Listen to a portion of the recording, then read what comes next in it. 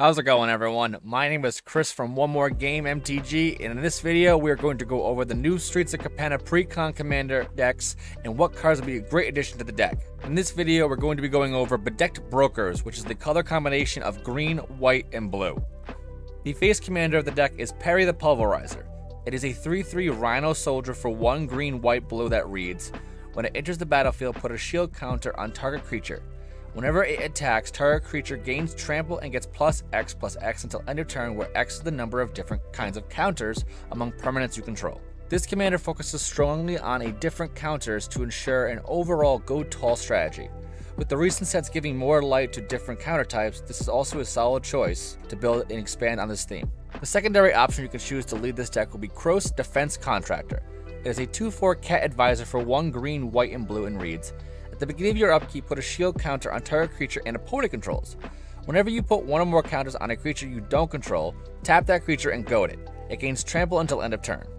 It is very nice to see Wizards expand on the goad mechanic. This could possibly go in any great group hug style and would work best in the Bant colors. The last new commander to include is Dendry Klin, Editor-in-Chief. This is a solid commander option, but you would need to make sure you put it into a different deck because it itself is only white and blue and would not work as the primary commander for this deck. My top 3 new cards in this deck would include Resourceful Defense, Storm of Forms, and Agent's Toolkit.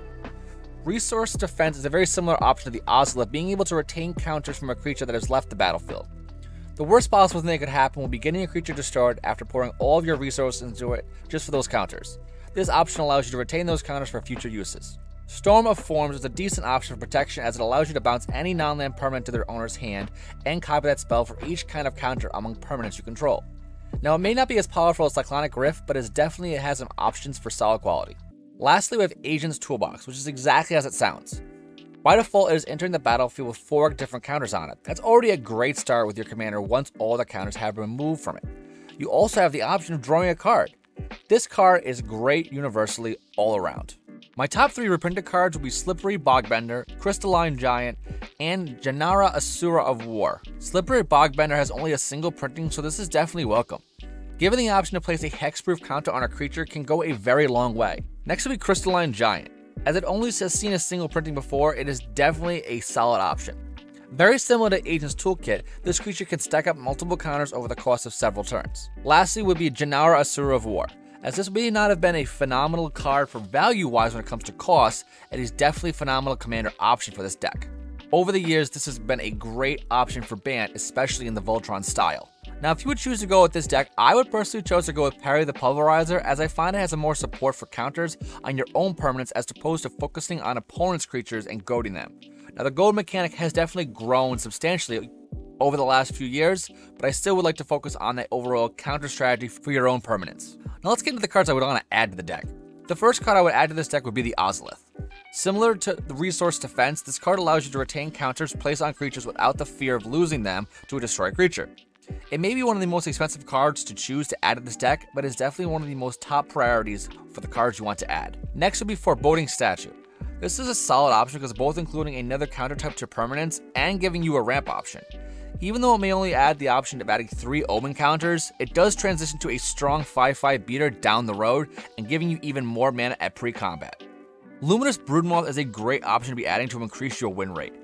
Giving each creature the option to return a second time gives a similar feeling to shield counters. When a creature were to die, it comes back with a flying counter on it. And additionally, flying is a great evasion tactic to lead to victory. Next would be a card you probably have never heard of. Jar of Eyeballs. Whenever another creature you control dies, you put 2 eyeball counters on it. Whenever you pay 3, tap it and remove all those counters, you get to look at the top X cards, or X is the number of eyeball counters on it, and removed. Now let's let you dig deep into the deck and find a specific card and put it into your hand and the rest at the bottom of the library and in any order. This is great to dig through your deck, even if you only get to dig a few cards deep. The greatest value is at minimum if one creature were to die, you still get to dig 2 cards deep, and then it just expands from there, which is a great option. Some other great options would include Tomb of Legends for page counters and draw and additional growth, Treasure Map for landmark counters, which actually give you some options to get more lands overall, Gemstone Mine for mining counters, and the Rixmathes, the Slumbering Isle. This is for slumber counters, and it's a great ramp option with a giant heavy beater later on. With so many cards in Magic's history with different counter types, you will easily be able to get the most value out of Perry the Pulverizer. Definitely a card I'm pretty excited about. So that is my quick review and update on the options to Bedecked Brokers. Let me know what you think of this deck in the comments down below. Is Perry the choice you would make for this deck, or would you focus far more on the political terms of Kroos? Below you will find the link to the deck list and the link to all of our platforms. Please remember to like, share, and subscribe, as it helps this channel out quite a bit. Again, my name is Chris from One More Game MTG. Peace.